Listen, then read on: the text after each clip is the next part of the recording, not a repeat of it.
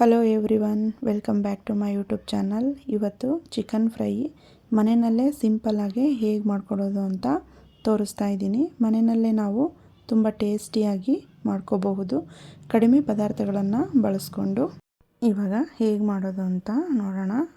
ನಾನಿಲ್ಲಿ ಸ್ಟವ್ ಹಚ್ಚಿ ಒಂದು ಬಾಣಲೆನ ಇಟ್ಕೊಂಡು ಅದಕ್ಕೆ 3 ಟೇಬಲ್ ಸ್ಪೂನು ಆಯಿಲ್ನ ಹಾಕಿ ಅದು ಚೆನ್ನಾಗಿ ಬಿಸಿಯಾದ ನಂತರ ಚಿಕ್ಕದಾಗಿ ಹೆಚ್ಚಿಟ್ಕೊಂಡಿರೋ 2 ಈರುಳ್ಳಿನ ಸೇರಿಸ್ಕೊಂಡು ಚೆನ್ನಾಗಿ ಫ್ರೈ ಮಾಡ್ಕೋತಾ ಇದ್ದೀನಿ. ಅದು ಫ್ರೈ ಆದ ನಂತರ ಅದಕ್ಕೆ ಚಿಕ್ಕದಾಗಿ ಹೆಚ್ಚಿಟ್ಕೊಂಡಿರೋ ಪುದೀನ ಮತ್ತು ಕೊತ್ತಂಬರಿ ಸೊಪ್ಪನ್ನು ಸೇರಿಸ್ಕೊಂಡು ಅದು ಫ್ಲೇವರ್ ಬಿಟ್ಕೊಳ್ಳೋ ತನಕ ಎಣ್ಣೆಯಲ್ಲಿ ಚೆನ್ನಾಗಿ ಫ್ರೈ ಮಾಡ್ಕೋಬೇಕು. ಇದು ಚೆನ್ನಾಗಿ ಎಣ್ಣೆಯಲ್ಲೇ ಫ್ರೈ ಆಗಿ ಫ್ಲೇವರ್ನ ಬಿಟ್ಕೋಬೇಕು. ಆ ರೀತಿ ನಾವು ಫ್ರೈ ಮಾಡ್ಕೋಬೇಕು. ನಂತರ ಈ ಸಮಯದಲ್ಲಿ ನಾವು 1 kg ಬಾಯ್ಲರ್ ಚಿಕನನ್ನು ತೊಳೆದು ನೀರು ಬಸೆ ಇಟ್ಟಂಥ ಚಿಕನನ್ನು ಸೇರಿಸ್ಕೋಬೇಕು.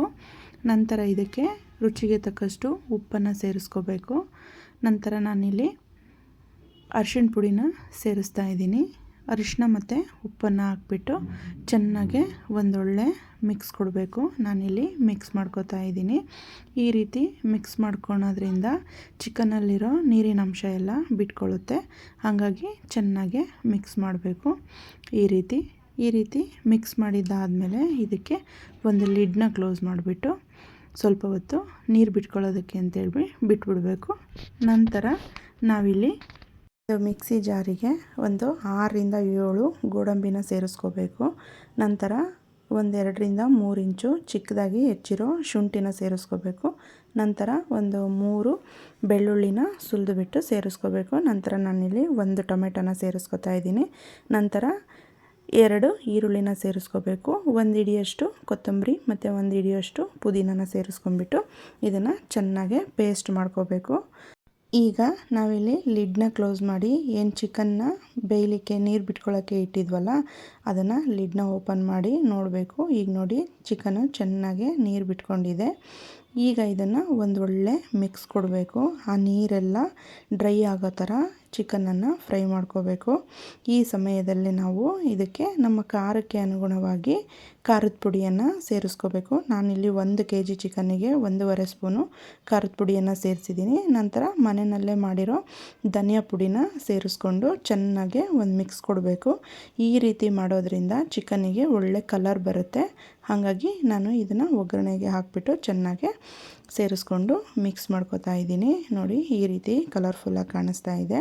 ನಂತರ ಇದೆಲ್ಲ ಖಾರ ಮತ್ತು ಸಂಬಾರ ಎಲ್ಲ ಚಿಕನ್ನಿಗೆ ಚೆನ್ನಾಗಿ ಹಿಡ್ಕೊಂಡಾದ್ಮೇಲೆ ನಾವೇನು ರುಬ್ಬಿಟ್ಕೊಂಡಿದ್ವಲ್ಲ ಪೇಸ್ಟು, ಆ ಪೇಸ್ಟನ್ನು ಸೇರಿಸ್ಬಿಟ್ಟು ಚೆನ್ನಾಗಿ ಹಸಿ ವಾಸನೆ ಹೋಗೋವರೆಗೂ ಮಿಕ್ಸ್ ಮಾಡ್ತಾ ಫ್ರೈ ಮಾಡಬೇಕು. ಈ ರೀತಿ ನಾವು ರುಬ್ಬಲಿಕ್ಕೆ ಗೋಡಂಬಿನ ಹಾಕಿರೋದ್ರಿಂದ ತುಂಬಾ ಟೇಸ್ಟ್ ಬರುತ್ತೆ. ಮತ್ತು ಈ 5 ಸ್ಟಾರ್ ಹೋಟೆಲ್ಗಳಲ್ಲಿ ಬರುತ್ತಲ್ಲ ಆ ರೀತಿ ಟೇಸ್ಟ್ ಕೊಡುತ್ತೆ ಅಂಥೇಳಿ ಗೋಡಂಬಿನ ರುಬ್ಲಿಕ್ಕೆ ಹಾಕ್ಕೊಂಡಿರೋದು. ನೋಡಿ ಅದು ಚೆನ್ನಾಗಿ ಫ್ರೈ ಆದ ನಂತರ ಚಿಕನ್ನು ಬೇಯಲಿಕ್ಕೆ ಎಷ್ಟು ನೀರು ಬೇಕೋ ಅಷ್ಟು ನೀರನ್ನು ಸೇರಿಸಿ ಚಿಕನನ್ನು ಚೆನ್ನಾಗಿ ಬೇಯಿಸ್ಕೋಬೇಕು. ಕೊನೆಯದಾಗಿ ನಾವಿಲ್ಲಿ 1 ಸ್ಪೂನು ಪೆಪ್ಪರ್ ಪೌಡ್ರನ್ನು ಸೇರಿಸಿದ್ರೆ ಚಿಕನ್ ಫ್ರೈ ರೆಡಿಯಾಗುತ್ತೆ. ನಂತರ ಮೇಲೆ ಸ್ವಲ್ಪ ಕೊತ್ತಂಬರಿ ಮತ್ತು ಪುದೀನಾನ ಈ ರೀತಿ ಕಟ್ ಮಾಡಿ ಹಾಕೋದ್ರಿಂದ ಅದು ತಿನ್ನೋವಾಗ ಬಾಯಿಗೆ ಸಿಗ್ತಾ ಇದ್ದರೆ ಒಂದೊಳ್ಳೆ ಟೇಸ್ಟ್ ಕೊಡುತ್ತೆ ಅಂತ ಹೇಳ್ಬಿಟ್ಟು ಮೇಲ್ಗಡೆ ಕೊತ್ತಂಬರಿ ಮತ್ತು ಪುದೀನಾನ ಕಟ್ ಮಾಡಿ ಸೇರಿಸ್ಕೊಂಡಿದ್ದೀನಿ. ನೋಡಿ ಈ ರೀತಿ ರೆಡಿಯಾಗಿದೆ.